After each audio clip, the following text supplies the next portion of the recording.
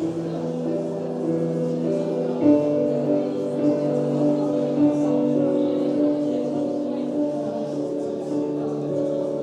on était petits, on vivait dans l'osmose. Avant que nos passions nous opposent, on prenait les mêmes poses et on agissait en symbiose. Petit, on vivait dans l'osmose. Avant que nos passions nous opposent, on prenait les mêmes poses. On se défendait quand on nous manquait de respect. On s'appréciait et c'était tout ce qui comptait. Le hip-hop, c'est un mouvement.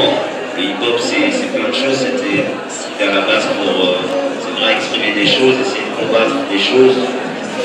À travers la danse, les DJ, les rappeurs, les graffeurs. C'est toujours des choses pour se défendre, pour s'exprimer. Ça a toujours été, tout à l'heure il parlait de musique classique.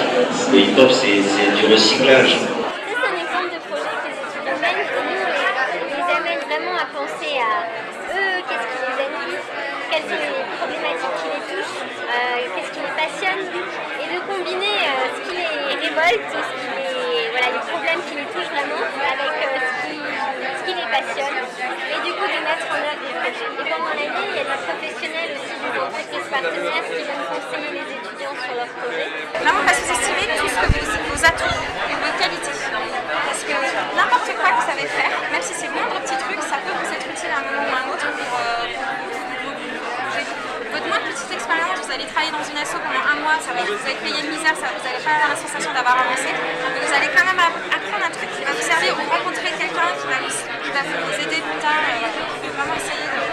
Et je me demande si ce serait utile de refaire un master d'une année pour vraiment se spécialiser dans le développement durable, ou bien si en comptant sur, j'ai quand même un bac plus 5 et en comptant sur l'expérience, de se dire bon allez on y va, on cherche du travail, même si c'est bouché. Alors moi par contre je l'ai fait tout de suite après les études, c'était mon bac plus 5. D'accord. Voilà, mais moi aujourd'hui par exemple je pense que je le ferai pas.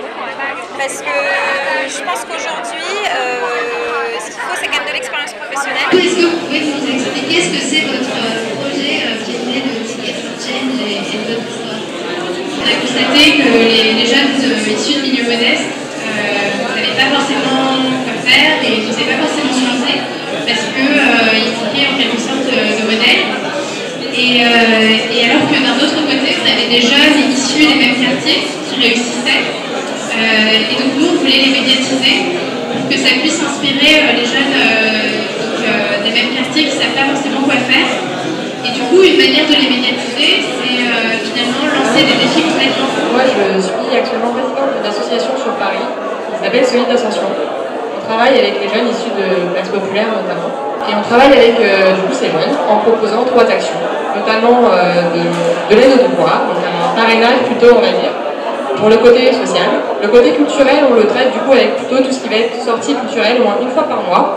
On va aller dans des sphères assez aisées, disons, plus ou moins, pour leur donner ce capital dont ils manquent cruellement, puisque finalement on a un entourage qui ne nous permet pas spécifiquement de l'atteindre de la meilleure des manières, entre autres. On fait aussi des conférences débats, et pour finir, on a aussi un vrai réseau qui a été mis en place, avec des jeunes, comme vous dites, qui ont réussi, et une fois par mois, ou plusieurs mois, ils viennent, et ils interviennent. C'est aussi le cas des membres. Nous, les membres, on est soit des universitaires, qui sont issus de quartiers populaires, et qui avons plus ou moins, si on suit l'idée, réussi, puisqu'on est dans le supérieur, ou on travaille à l'ONU ou à l'UNESCO.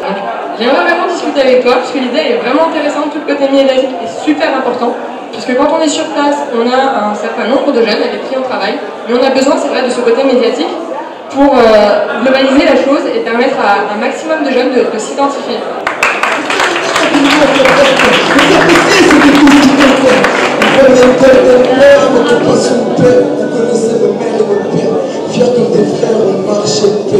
Après tout, on était les seuls repères.